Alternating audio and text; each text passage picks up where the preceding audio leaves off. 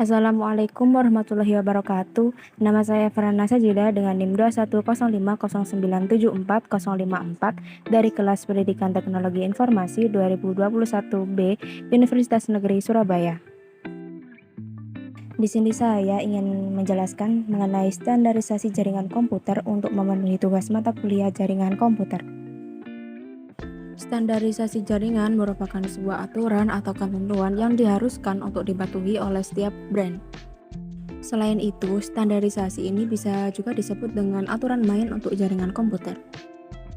OSI Model ISO atau International Standard Organization menetapkan standar OSI layer tentang protokol komunikasi untuk segala jenis sistem jaringan untuk memungkinkan komunikasi dapat terjalin secara menyeluruh.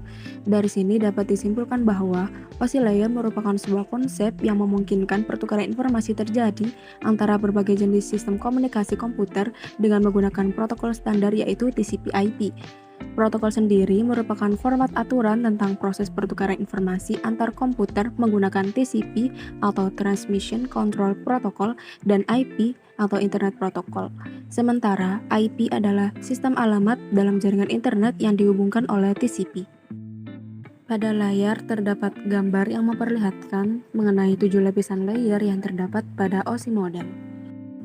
Yang pertama yaitu application, yang mempunyai fungsi yaitu menunjang aplikasi untuk berkomunikasi melalui jaringan seperti contoh SMTP. Yang kedua, presentation, yaitu mempunyai fungsi untuk memformat data sehingga dapat dikenali oleh penerima dengan contoh seperti JPG, GIF, HTTPS, SSL, dan TLS. Yang ketiga, session, mempunyai fungsi untuk membentuk koneksi kemudian memutuskannya ketika seluruh data telah terkirim dengan contoh NetBIOS dan PPTP. Yang keempat, transport, yang berfungsi untuk mengatur flow control dan mengirim ulang data jika diperlukan, contoh TCP dan UDP. Yang kelima, network, yang berfungsi untuk menambahkan alamat jaringan pada paket, contoh router layer 3 switch. Yang keenam, data link, yang berfungsi untuk menambahkan MAC address pada paket dengan contoh switch. Yang ketujuh yaitu physical, berfungsi untuk mengirimkan data melalui media transmisi, contoh hub, NIC, dan kabel. TCP/IP model. TCP/IP merupakan singkatan dari Transmission Control Protocol Internet Protocol. TCP/IP merupakan sistem arsitektur server berlapis di mana setiap lapisan didefinisikan sesuai dengan fungsi tertentu untuk dilakukan, dengan tujuan adalah untuk memungkinkan komunikasi jarak jauh. Pada TCP/IP juga terdapat gambar yang memperlihatkan 4 lapisan layer. Keempat lapisan layer TCP/IP ini bekerja secara kolaboratif untuk mengirimkan data dari satu lapisan ke lapisan lainnya. Pada masing-masing layer mempunyai fungsi yang berbeda, yaitu yang pertama application mempunyai fungsi untuk menyajikan data kepada pengguna, encoding dan kontrol sesi. Yang kedua yaitu transport untuk mendukung komunikasi antara berbagai perangkat dan jaringan. Yang ketiga internet, yaitu untuk menentukan jalur di jaringan. Yang keempat yaitu network interface untuk mengontrol komponen perangkat keras pada jaringan. Berikut ini merupakan perbandingan OSI dan TCP/IP, yaitu OSI layer memiliki 7 layer sedangkan TCP/IP hanya memiliki 4 layer. OSI layer merupakan protokol independen sedangkan TCP/IP merupakan protokol suite. Standar OSI layer tidak digunakan secara cuma-cuma sedangkan TCP/IP semua standar yang digunakan dapat diperoleh secara cuma-cuma pada jaringan. Perkembangan OSI layer tersendat yang tidak seperti TCP/IP. TCP/IP akan menjadi standar dunia jaringan komputer, tidak seperti OSI layer. OSI layer mengembangkan modelnya berdasarkan teori, sedangkan TCP/IP mengembangkan setelah diimplementasikan. OSI layer mengombinasikan session layer ke dalam application layer, sedangkan TCP/IP mengombinasikan presentation. OSI layer mengombinasikan physical layer ke dalam satu layer, sedangkan TCP/IP mengombinasikan data link. TCP/IP lebih sederhana dengan memiliki 4 layer. TCP/IP lebih kredibel karena protokolnya. UDP. UDP merupakan singkatan dari User Data Protocol yang merupakan salah satu jenis protokol internet yang memungkinkan sebuah perangkat lunak pada komputer bisa mengirimkan pesan ke komputer lain melalui jaringan tanpa perlu adanya komunikasi awal. Jadi saat Anda mengirimkan pesan melalui UDP, komputer pengirim dan penerima tidak perlu untuk bernegosiasi saat akan melakukan pertukaran data. Berikut merupakan fungsi dari UDP, yaitu yang pertama, bisa diandalkan untuk bertukar data. Yang kedua, penerima data termasuk cepat sehingga lebih efisien dan tidak memakan waktu lama. Yang ketiga, bisa diandalkan untuk mengirim transmisi data secara broadcast, jenis protokol yang ringan dan tidak memerlukan ruang yang besar.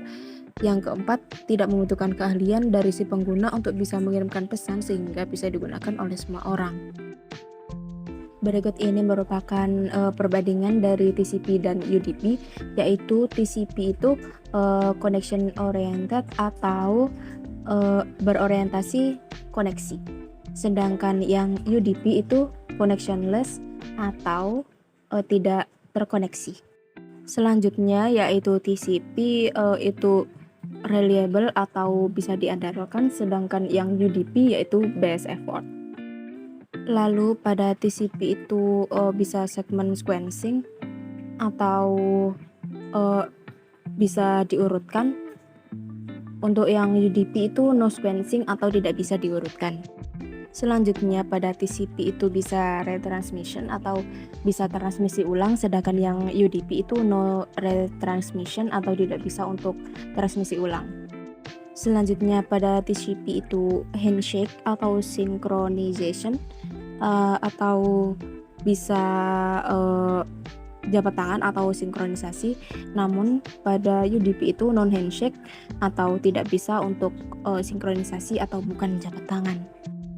Pada TCP itu acknowledge atau mengakui atau diakui, sedangkan yang UDP itu no acknowledgement atau tidak ada pengakuan.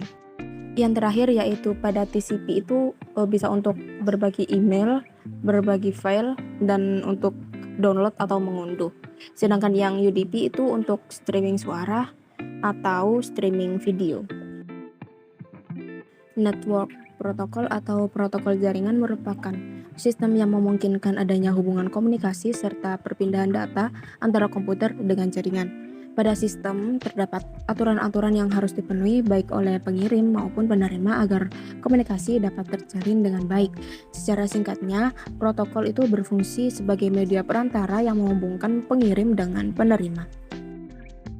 Macam-macam network protokol yaitu yang pertama ada Serial Lane Internet Protocol atau SLIP, yang kedua ada Simple Mail Transfer Protocol atau SMTP, yang ketiga ada Hypertext Transfer Protocol atau HTTP, yang keempat ada Telecommunication Network atau Telnet, yang kelima ada File Transfer Protocol atau FTP, yang keenam ada Secure Socket Layer atau SSL, yang ketujuh ada Secure Shell atau SSH, yang kedelapan ada Post Office Protocol version 3 atau POP3, yang kesembilan ada Internet Message Access Protocol atau IMAP, yang ke-10 ada Internet Control Message Protocol atau ICMP, yang ke-11 ada Point-to-Point Protocol, yang ke-12 ada Domain Name System atau DNS, yang ke-13 yaitu terakhir ada HTTPS.